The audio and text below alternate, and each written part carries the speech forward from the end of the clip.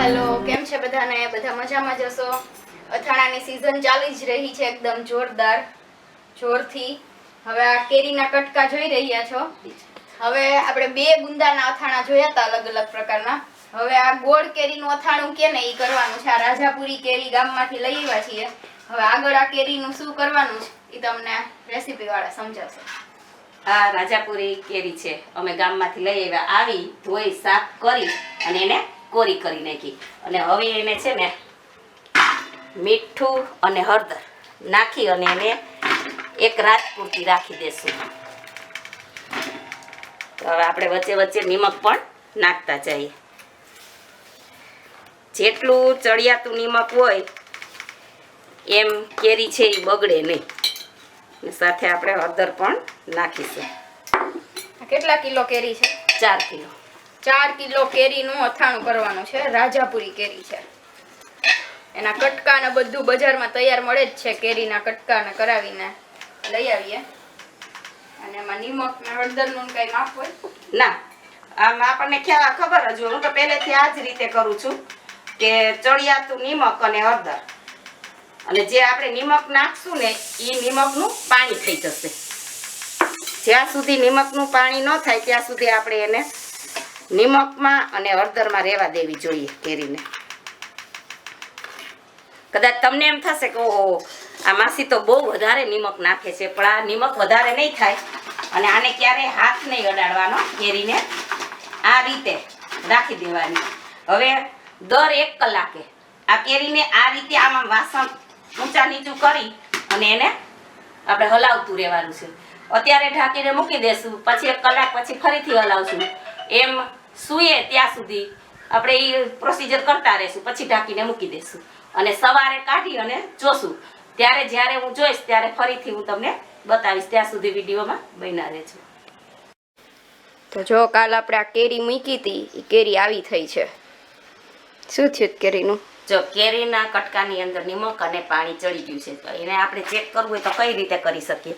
તો કે એની અંદર જો પાણી દેખાય છે, જે આપણે નિમક નાખ્યું હતું ને એનું પાણી થઈ ગયું। આપણે કાંઈ એક્સ્ટ્રા પાણી તો નાખ્યું નહોતું, પણ નિમકનું પાણી થઈ ગયું। એટલે એ એની નિશાની છે કે આ કેરીની અંદર નિમક અને હળદર છે એ ચડી ગયા છે। હવે આપણે આ કેરીને નીતરવા મૂકી દેશું।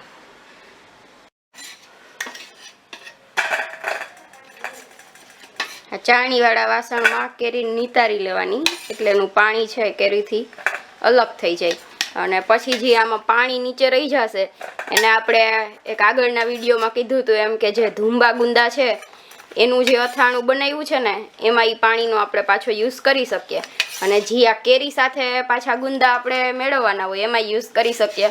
તો જે ધુંબા ગુંદાનું અથાણું જેને ન જોયો હોય વિડીયો, એની લિંક આમાં નીચે આપવામાં આવશે, એ જોઈ લેજો। એના 2 ભાગ છે, મસ્ત 2 પ્રકારના પેલા ગુંદાના અલગ અલગ અથાણા બનાવેલા છે, એ પણ બનાવવાની ટ્રાય કરજો। ધુંબા ગુંદાને બીજું શું કહેવાય ખબર છે?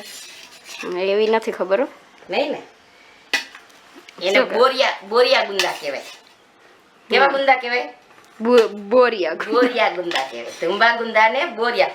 ધુંબા તો આપણે એટલે કહીએ કે ગુંદુ ખાવાના સમય ઉપર લઈ અને પછી એની માથે આમ વજન મારીએ ને ત્યારે એમાંથી ઠળીઓ કાઢીએ એટલે એને ધુંબા। બાકી એને બોરિયા ગુંદા, એનું સાચું નામ છે બોરિયા ગુંદા। બરાબર। જો એનું ઈ બોરિયા ગુંદામાં કેરીનું પાણી છે એ આપણે ઉપયોગમાં લઈ શકીએ। અને બાકી અત્યારે આ કેરી નીતારી અને પછી આને કેરીને થોડાક દિવસ સુકવવા દેવી પડશે। એ અંદાજે કેટલાક દિવસ સુકવવાની હોય? હજી આ કેરી નીતરી જશે ને પછી આની અંદર હું થોડીક ખાંડ નાખી। ઈ એક મારી અલગ જ રીત છે, સિક્રેટ ટિપ્સ છે ખાંડ નાખવાની। અને ઝાઝી ખાંડ નહીં નાખું, આમથી 1 વાટકો જેટલી ખાંડ નાખી। શું કામ એને કે ઘણા બેનો એમ કહેતા હોય છે કે અમારે તો કેરી છે એ ચવડ થઈ જાય છે અથાણામાં। ઈ કેરી ચવડ ના થાય એટલા માટે 1 વાટકો ખાંડ નાખી, ખાંડ ઓગળે ત્યાં સુધી અવારનવાર અડધી પોણી કલાક હલાવતું રહેવાનું અને ખાંડ ઓગળી જાય, ખાંડ એની અંદર ચડી જાય અને પછી એને સૂકવવાનું। એટલે આ 4 કિલો કેરી છે, 2 કિલો ગુંદા છે ને એની સામે ખાલી 1 વાટકો ખાંડ નાખીએ છીએ। ઈ ખાંડની એક સિક્રેટ ટિપ્સ છે, તમે ટ્રાય કરજો જો તમારી કેરી એવી ચવડ કે થઈ જતી હોય તો। બરાબર ને? અને અત્યારે હવે આ કેરી નીતારીને તમને નીચે પાણી દેખાય છે, હવે પાણી આપણું નીકળી ગયું છે। હવે ઈ પાણીનો આપણે પાછો ઉપયોગ કરવાનો છે અને જવા નથી દેવાનું। બરાબર છે? હવે કેરીને થોડાક દિવસ સૂકવશું એ પણ બતાવશું કે કેટલીક સૂકવવાની છે, બરાબર છે. કેરી આ બાજુ નીતરવા મૂકી દીધી છે અને અહીંયા સાઈડમાં જે ગોળ કેરીના અથાણામાં ગુંદા નાખવાના હોય એ ગુંદા ફોલાય છે અને આ ડાળખા કાઢવાના હોય ને, આ ડાળખા કાઢી અને આ ગુંદા એમને જુદા કરી લેવાના. જે આ બાજુના આ ગુંદા છે ને એ કાઢેલા છે, એકદમ ડાળખા કાઢીને ટોપકા હોતા રાખવાના કે એમાં પાણી ન જાય. આ બધા ગુંદા તૈયાર કરી લેવાના. એટલે ગુંદા અને કેરી બે વસ્તુ તૈયાર થઈ જાય. ગુંદાને પછી શું કરવાનું છે? ગુંદાને બાફસ. ગુંદાને આવી રીતના ટપકા કાઢી અને પછી એને બાફવાના છે, બરાબર છે. તો આવી રીતના ગોળ કેરીનું અથાણું બનાવવાની ટ્રાય કરજો. અહીંયા પાણી ગુંદાને બાફવા માટે પાણી ઉકળવા મૂકી દીધું છે. પાણી એકદમ ઉકળી ગયું છે. 5 મિનિટ રાખો એટલે પાણી એકદમ ઉકળી જાય. હવે એમાં ગુંદા છે એ ધીમે ધીમે નાખી દેવાના, છાંટા ઉડે નહીં. ગુંદાને આપણે બહુ બાફવાના નથી. ગુંદાને અંદર સેજ આમ ચાકુ દબાવીએ અને ચાકુ ખૂંચી જાય એટલા જ આપણે બાફવાના છે.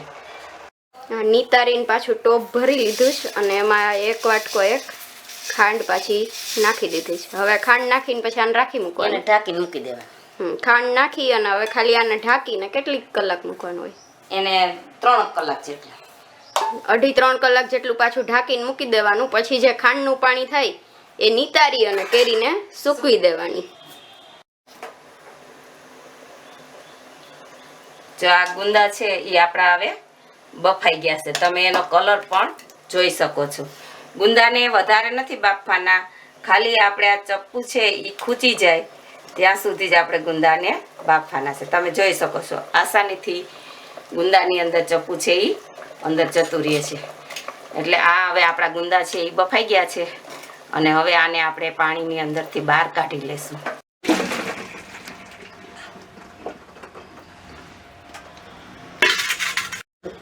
હવે આ ગુંદાને છે ને પાણીમાં નીતારવા માટે જેમ કેરીને નીતારી એમ હવે આ ગુંદાની પાણીમાં નીતારી લેશું. કેટલી ઘણી નીતારવા રાખવા પડે? કલાક જેટલા નીતરશે ને પછી એને પાછા હળદર અને નિમકમાં નાખશું. બરાબર.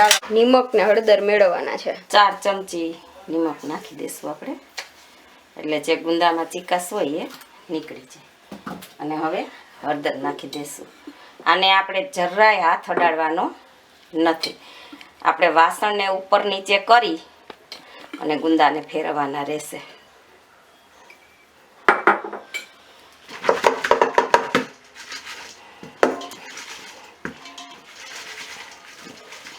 હવે આની અંદર નિમક અને હળદર ચડે ત્યાં સુધી એને એમનું રહેવા દેવાનું.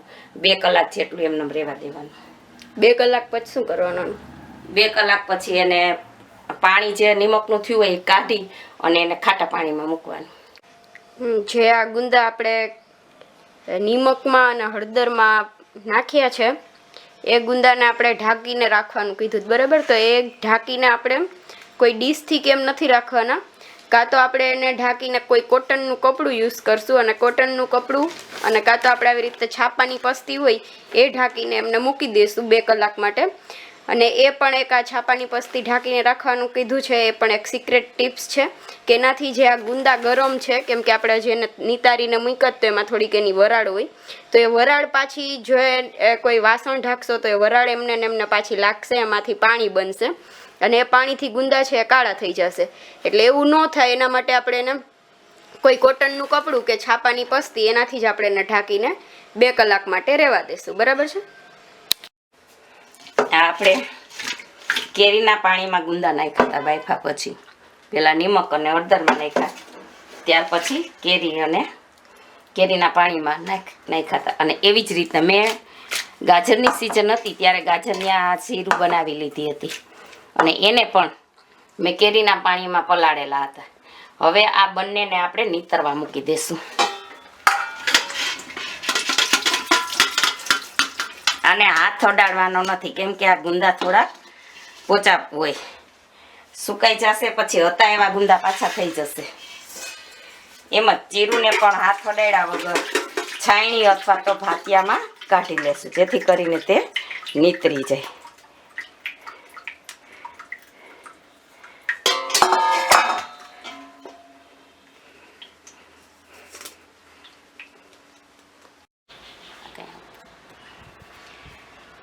આપણે કેરીને નિમક અને હળદરવાળા પાણીમાંથી કાઢી પછી એની અંદર આપણે ખાંડ નાખેલી હતી.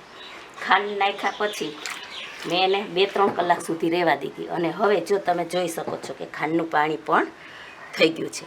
હવે આની અંદર ખાંડનું પાણી પણ ચડી ગયું છે એટલે આ કેળી છે એ કંઈ ચવડ થશે નહીં. તો હવે આપણે એને સૂકવવાની પ્રોસિજર કરવાની છે અને આને સૂકવવાની એવી જગ્યાએ કે પંખામાં નહીં સૂકવવાની, નહીં તડકે સૂકવવાની, જ્યાં ખુલ્લો હવા આવતી હોય ને એકદમ એવી જગ્યા ઉપર સૂકવવાની.